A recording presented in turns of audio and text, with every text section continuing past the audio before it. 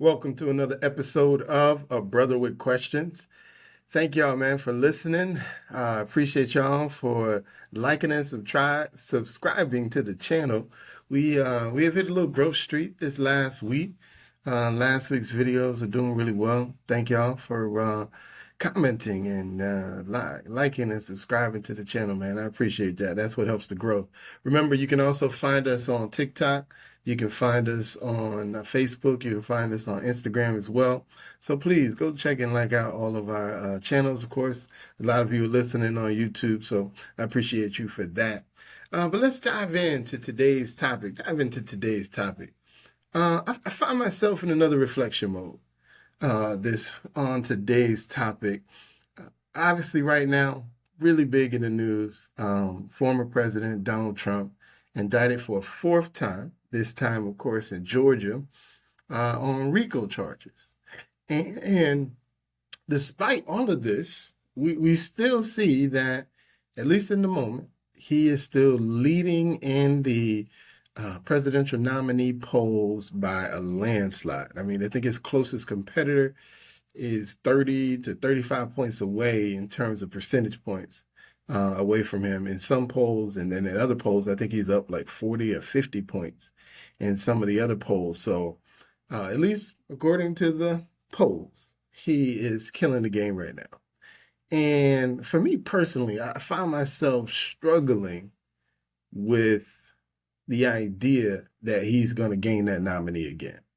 I personally am excited for the opportunity of what some of the other candidates are doing right now in the Republican nomination. Of course, they had the debate the other day. My guy that I personally am a little favoring right now is Vivek Ramaswamy. That's the guy I'm looking at right now. I think he did a really good job in the debate the other day. Nikki Haley did a pretty good job as well in the debate the other day. And I saw there's some polls that said that old Ron DeSantis, did really well too.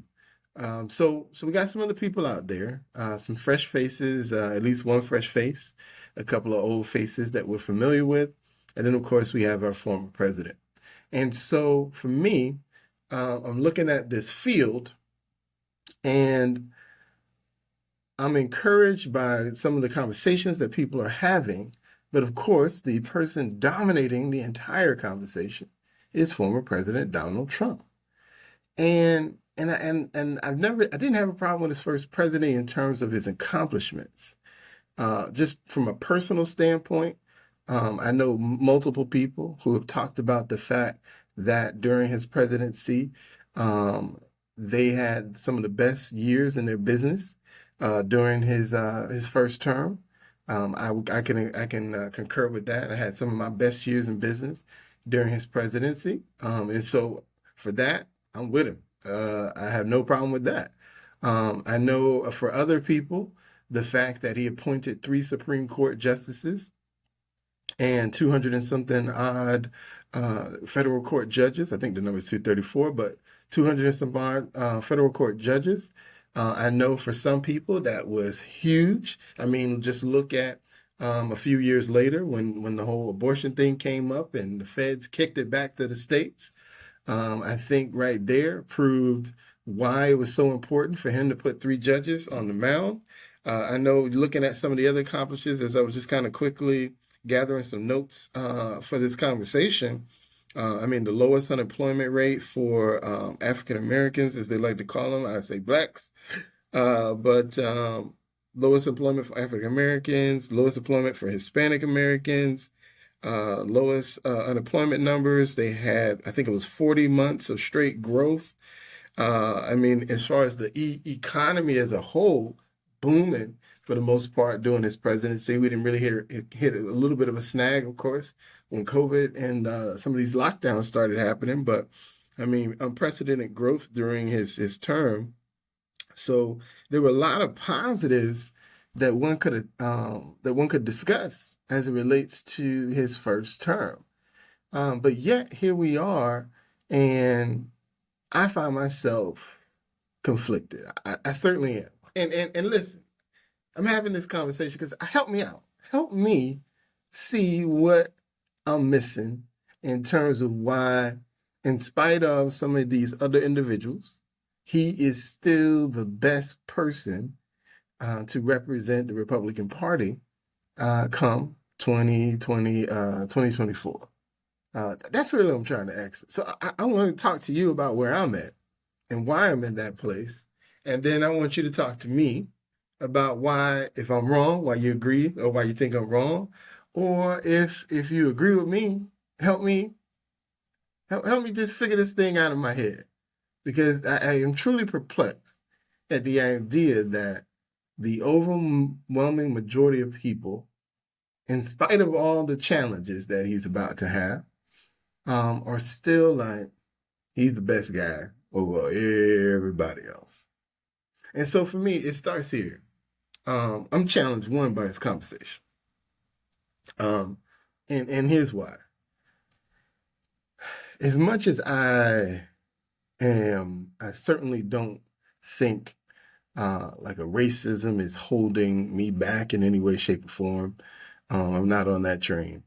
I do recognize, though, that based on the conversations that Donald Trump has and the brashness that he has when he talks to people and the way that he approaches different topics, I recognize that he can get away with that because of who he is. And a part of that is the fact that he's a white guy. I just don't see, number one, I don't see a minority being that bold in their conversation. And then number two, I don't see the country reacting well if they are. I mean, just look at some of the statements that some minorities do make in terms of their perspective on how they see the world. I mean, if they come and they bring something about race in, or again, I don't agree with the systemic racism being a problem today, but you see the pushback when they express their thoughts and feelings, and when he, Donald Trump, does the same. There's even more of a brashness to it and a confidence and an arrogance to what he says that I just don't feel like a brother could get away with. And that tone bothers me.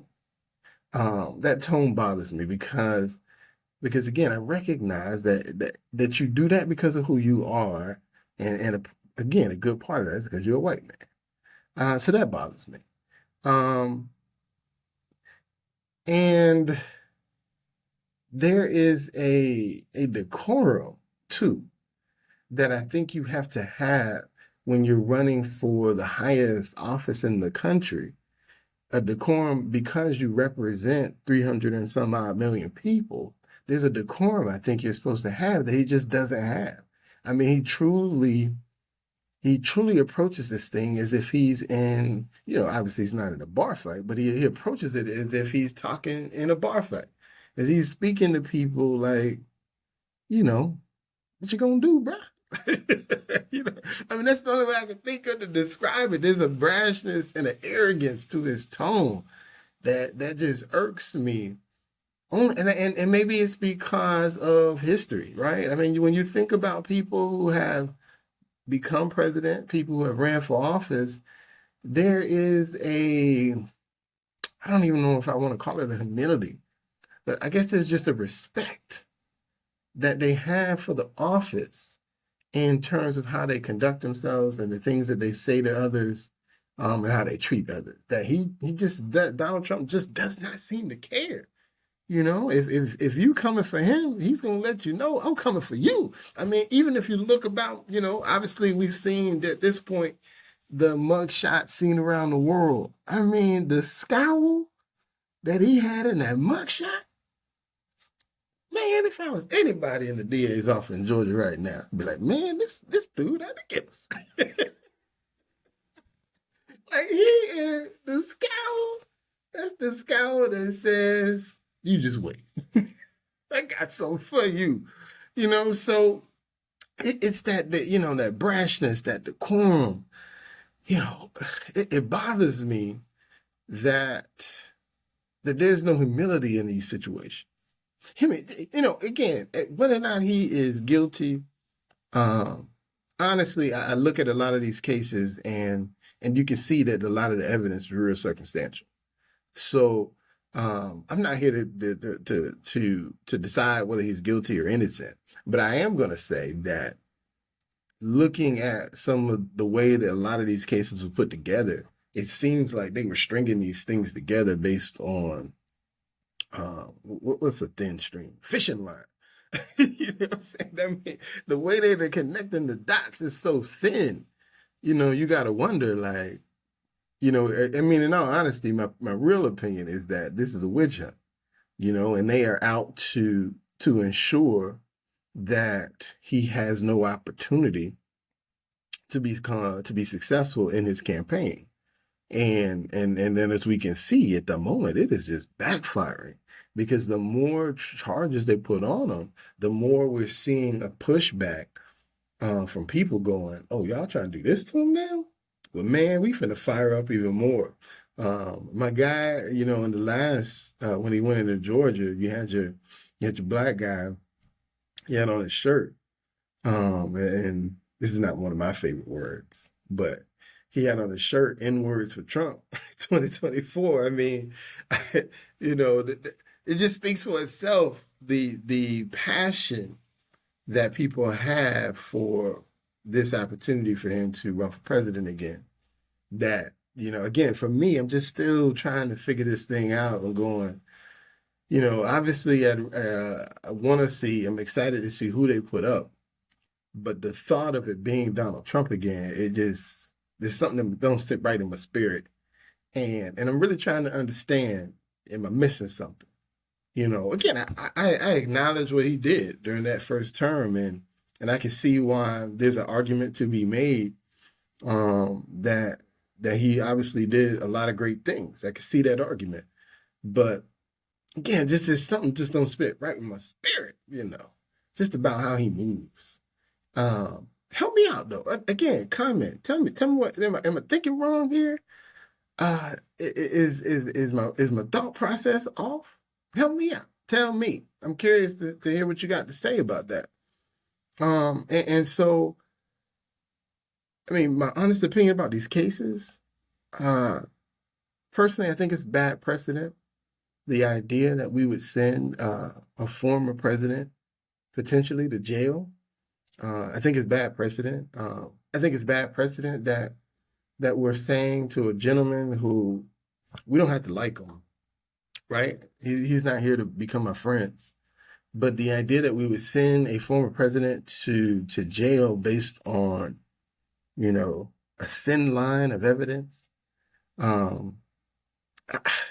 that don't sit right with me either. Because I don't think they really have the facts that they need to send him to prison and then feel comfortable about it. Again, I know he's polarizing, right? You either love him or you hate him. There's no in between on Donald Trump.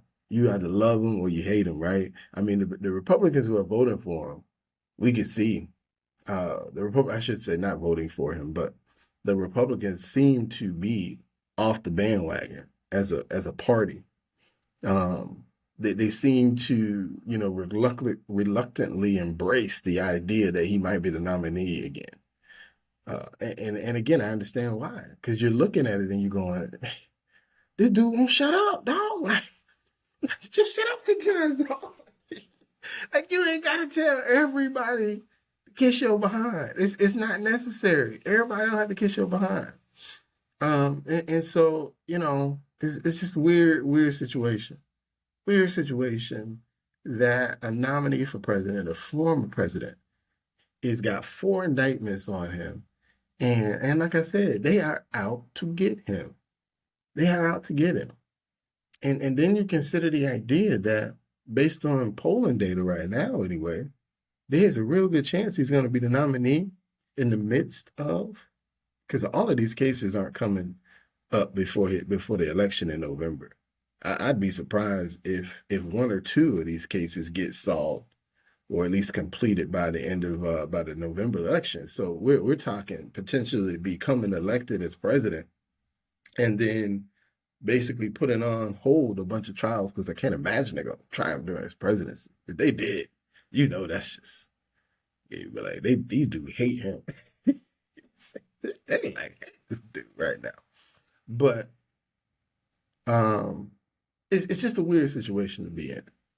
And for me personally, and I don't know how anybody else feels, I'm just torn as to how I'm supposed to feel right now. I've listened to a lot of people online, and a lot of people online are fired up by the fact that they've indicted him 4 times. They're looking at him like the Teflon Don. You're out here to get him, but he's going to prove to you that he can't be touched. And again, it just don't feel right about any of it. Personally, I almost feel like, dude, deal with your stuff. And once you deal with it, whatever the outcome is, because I still don't think you're going to jail, but whatever the outcome is, when it's all over, 2028, whatever the case may be, 2032, go ahead and run for president again. You still got your one opportunity to be back in the office. But it just feels, help me out though. I'm seriously asking the question. Am I missing something? So I'm going to stop right here, just kind of close this out for you. And I hope you respond. Comment in the comment section. I appreciate y'all responding in the comment section on the last videos. Really good conversation. I appreciate that. But am I missing something? Educate me. Educate the brother with questions. What am I missing? Why does none of that matter? And why is he still the best candidate in spite of what he's going through? And why would it not be better to allow, I don't know, maybe like Ron DeSantis, maybe like Vivek Ramaswamy, maybe like a Nikki Haley or somebody. But why would it be better to allow former President Trump to run again against Biden amongst all that he has going on? Is he truly the best person to fire up, not the loyals, right? Because the loyals are going to, there's some people who are going to vote Republican because that's what they do. And it doesn't matter if you put Donald Trump there. It doesn't matter if you put, Bob Myers there. They're going to vote Republican. But why is Donald Trump the best person to move people like myself who are on the fence? And trust me, I'm not here to say Biden is better by any stretch of the imagination. I'm blown away by the fact that Democrats still got this dude out here like that. I'm surprised they ain't put him down yet. But why is he still the best guy? Why is he the best guy to lead another generation of people somewhere? And I'm not here. And please don't get on here talking about I think he's a racist and anything like that, because I'm not on that train. I'm not on the Donald Trump is a racist train by any stretch of imagination. I understand what he is. He's an opportunist. He recognized an opportunity to talk to some people who felt like they weren't being weren't being talked at or talked to. And he's talking to those people. And the people who are a little bit outside the margins, he's not endorsing them, but he's letting know he's letting them know he hears it. And so I get it, So I'm not on that train. So please don't get in my comments talking about I think he's a racist, because I'm not on that. He's an opportunist, and an opportunist will do what an opportunist needs to do to be successful. That's what he is. He's the same guy. I remember he's the same guy that coming up in the 90s and the 80s that every rapper wanted to be. He's the same guy wanted to be at all the parties the rappers were at. He's the same guy that wanted Mike Tyson to be his friend. So I'm not on that just because of whatever he may have said or didn't say, and when he was running for president, and all this stuff. That ain't me. So please don't get in the comments talking about that for me. Again, I do have a problem with his tone. I do have a problem with the fact that I don't feel like he approaches the office with the respect that it deserves. I do got some problems with that. And that's my challenge that I hope you can help me with. Help me see it. And if I'm wrong, tell me why I'm wrong. I really want to broach this comment with y'all tonight or today. And for that, again, I'm B Period. I'm your host. Please like, subscribe to the channel, comment. That's what I'm really looking for, so that I can come back and really have a more further discussion with hopefully a newfound appreciation for what I missed. And with that, I'm out. Until next time, y'all. B Period.